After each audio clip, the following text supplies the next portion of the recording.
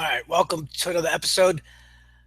I'm gonna do not so much a whole raw episode review. I'm just gonna review a couple important segments from tonight's episode from November 28th. I don't know why I did it because my blood is boiling, and I'll get into it right away. So it's all, if you read the title, it all has to do with a segment between Roman Reigns tonight and Kevin Owens. And if you're new to my channel or to me, you guys know I don't like Roman Reigns. Uh, I did a little bit in the past, in the beginning when he was with the Shield. I thought he was all right. I thought he was athletic. Then when they started pushing him as a single star, when it was clear that they were gonna push him to the moon, I said, at least maybe he's a little better than Cena as far as athleticism in the ring. Yeah, but he hasn't. It's not only me. He hasn't connected with the fans. He gets booed out of the building every week, every show, every pay per view, wherever he goes. And people could defend him and say, "Oh, can't you hear the clapping?" They have to edit the sounds every time, and it's only 20% of the audience clapping. It's just kids and women. That's it.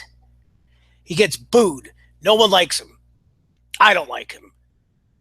So as we got more of the push, it's just like me and a lot of people saw it coming. Cena 2.0, copy and paste. That's what the WWE does. They copy and paste. They have this. They think they have the formula that works, and they just copy and paste for their face of the company.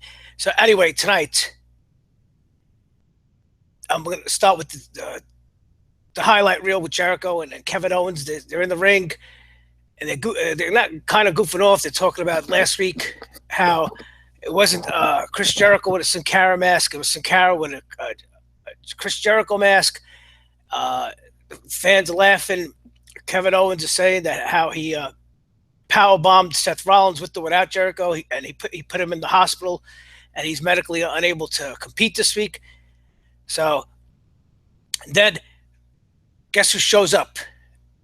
Boring Reigns shows up, and as soon as his music hits, boos start pouring down the crowd, and you can clearly hear that they're trying to edit. I don't understand. Why do you keep pushing the guy as a hero, as the face of the company, where every week people boo? I understand it has to do with marketing, but damn it, you have does it make sense? You have to go through all this trouble to edit the sounds, give him this push, give him this booking advantage, make him look strong every time. It's like putting a square peg in a round hole. And damn it, they keep pushing through. They keep trying to push it. So anyway, Boring Reigns, as I call him, he comes in, he starts laughing, trying to do his stupid, weak, pathetic Rock imitation. He says, "Oh, I could see you have great chemistry. I could see why you're best friends." And Jericho tells him, "You think this is a joke?" And you could see he's teasing that he's going to put him on the list. And Kevin Owens, he snaps and he yells at Chris Jericho to shut up.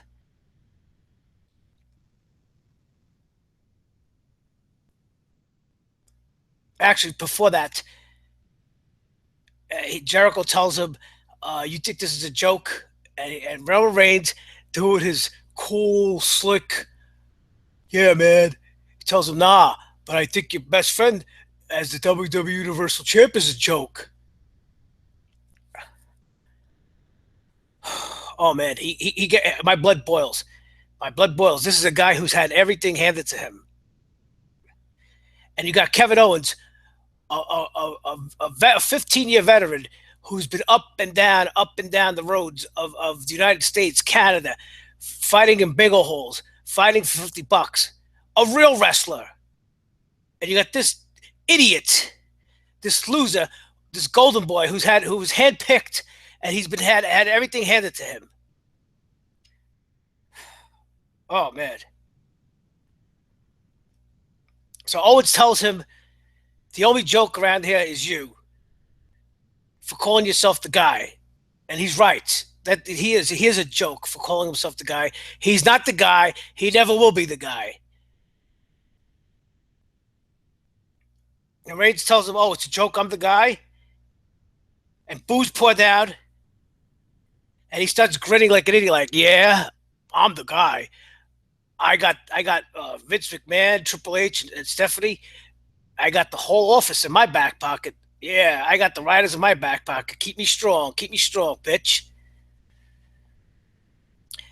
And then he tells him, He tells Owens, you need a lot of help. You need help in everything. See, this is what I've been getting at, and I knew it was going to come to a head. They make Kevin Owens look like a weak champion, a chicken shit champion. Every week he needs help. He can't fight it. He can't win on his own. He always needs Jericho to help him. He's always running away, not accepting a challenge at first. He needs to be forced by Mick Foley or Stephanie McMahon to take the challenge. That's not Kevin Owens' character. But I knew this is where it was leading because in the WWE, especially on Raw, all roads lead to Roman Reigns. He sucks. I knew this was where it was headed. And by the way, for those of you who aren't in the know, and for the last few weeks, a couple of weeks at WWE house shows all across the country and America, the United States, and Canada, Kevin Owens has been challenging Roman Reigns for the United States Heavyweight Championship, and he's been losing clean. He's been getting pinned at every house show.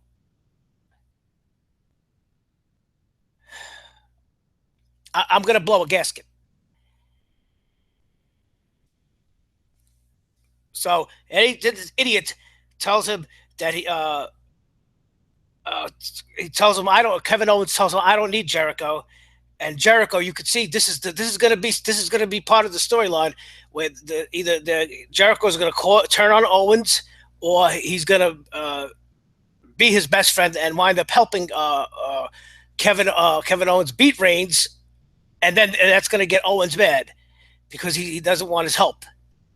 So throughout the whole segment, you go back and look at it. Jericho, his head, after he tells him shut up, his head's down, and it's almost like you could tell something he's not right, and it gets explained later on. So boring Reigns tells, "Oh, I disagree. If you didn't have Jericho with you, you would have lost last week. You always need him, and you would have lost the title."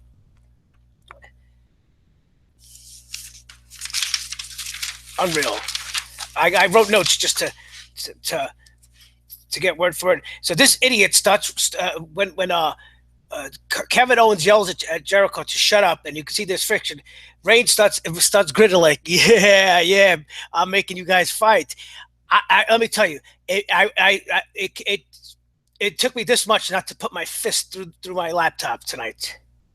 When he smiled, I can't stand to see his face.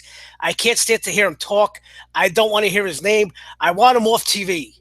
I want him off WWE.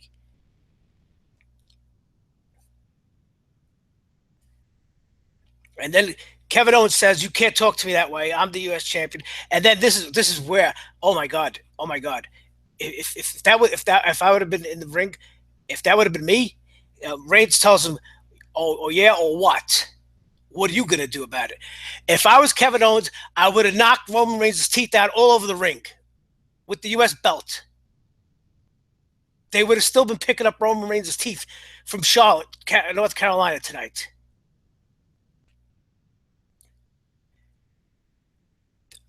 This guy is an ex-football player, of college football player. He comes from a lineage of tough Samoans. He doesn't look too tough to me. I think in a real fight, Kevin Owens would break his jaw.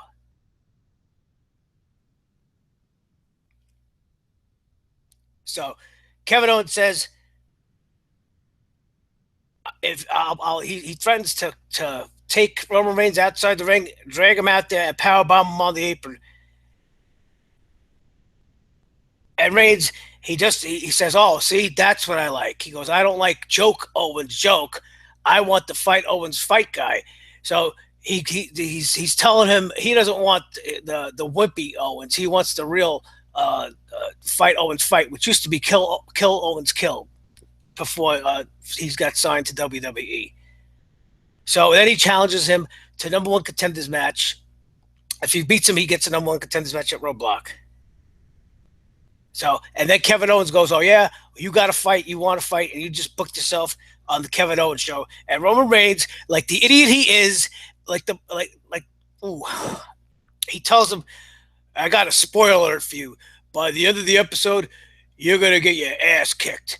Yeah, of course, because he knows he has all the booking advantages. He knows he's the golden boy. He knows Vince has and Triple H and Stephanie have him handpicked. And that's another thing. I'm tired of people blaming Vince for when things go bad and blaming him for when things giving credit to Triple H when things go good.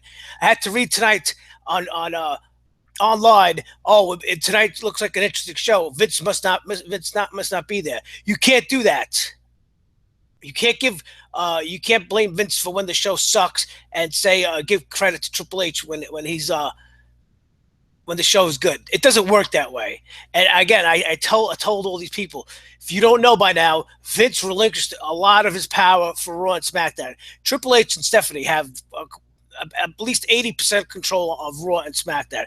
If that the call on the finishes, they are writing the majority of the shows. Mostly Stephanie. She used to be the head of creative, which explains to me all this idiotic dialogue. So later on, they had a backstage segment where Jericho asks him, tells Kevin Owens, "Why'd you tell me to shut up?" And Kevin Owens is like, "Come on, I can't deal with that." But he wants to know. And Kevin Owens, he's telling him straight up like a real man. He's like, "Listen, Roman Reigns is right. Every time you do try to help me, you're actually hurting me. It doesn't make me look like a weak champion." And this is, of course, all written by probably Stephanie and Triple H to make Owens look like an idiot. And Jericho turns around like a girl, like a whiny baby, says, "Okay, well then you know what? If you don't need me, then I won't be here, and I won't even be your friend." And then Mick Foley comes in and tells Owens, "You have a match already," and he makes a match with Jericho and Rollins. So I don't know if this is just Jericho's leaving at the end of the year to tour again with Fozzy, so this split was inevitable.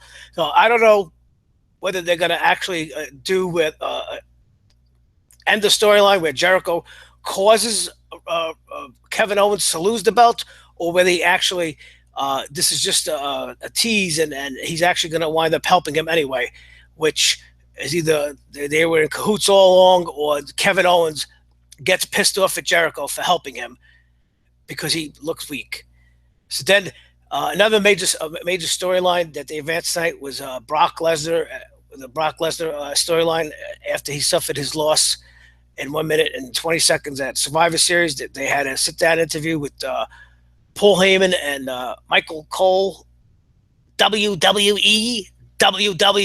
He's another guy I can't stand. He needs to get off TV. He ruins the show for me. I hate him. He's another one I hate.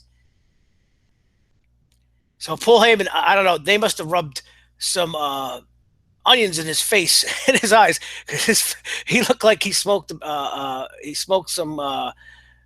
wacky cigarettes before he came on. His eyes were bloodshot and he's tearing. It looks like he's crying. It's great. He's getting emotional, and Michael Cole tells him what's going on, and this is what I explained in my videos. Goldberg destroys Brock. How are they going to explain it? And Paul Heyman explained it tonight that they took Goldberg lightly. I said, what are they going to say? They took him lightly? They didn't take him serious? Yeah, I can't believe that's what they actually said. They said Heyman tells Cole that they Brock and him, they took Goldberg lightly, and they're accountable for it. But they said, come on, Goldberg is a relic. He's 50 years old. He hasn't been in the ring in 12 years. Heyman actually said that him and Lesnar thought it would be the easiest payday of Brock's career.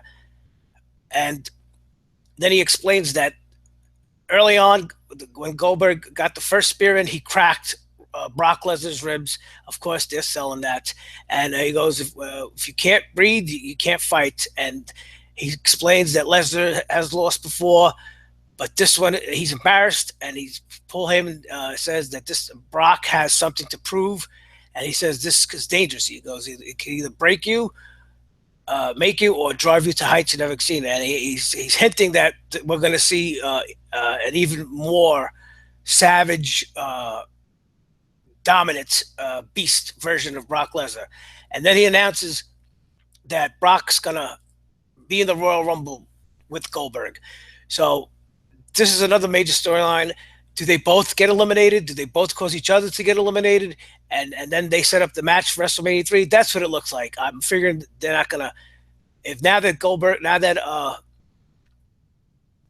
Brock is entering the Royal Rumble, look for there'll be a confrontation, at least a little confrontation for a minute.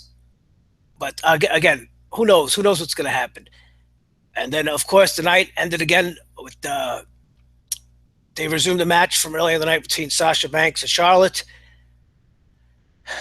Early in the night, Sasha and Charlotte they had a double count out. Mick Foley ordered the match to be restarted as part of the main event. They had these two again. What can you say about them? Great matches. They fought in the crowd. It was a no count out, so disqualification.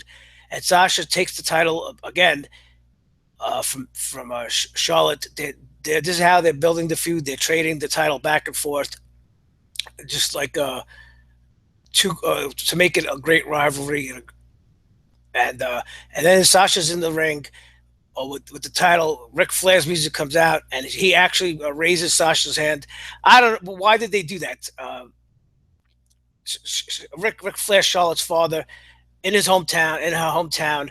Was this payback for Charlotte kicking Ric Flair to the curb? I don't know, but I don't know. I guess it's to validate Sasha. She's doing just fine on her own. Ric Flair, please stay in the back. Retire already.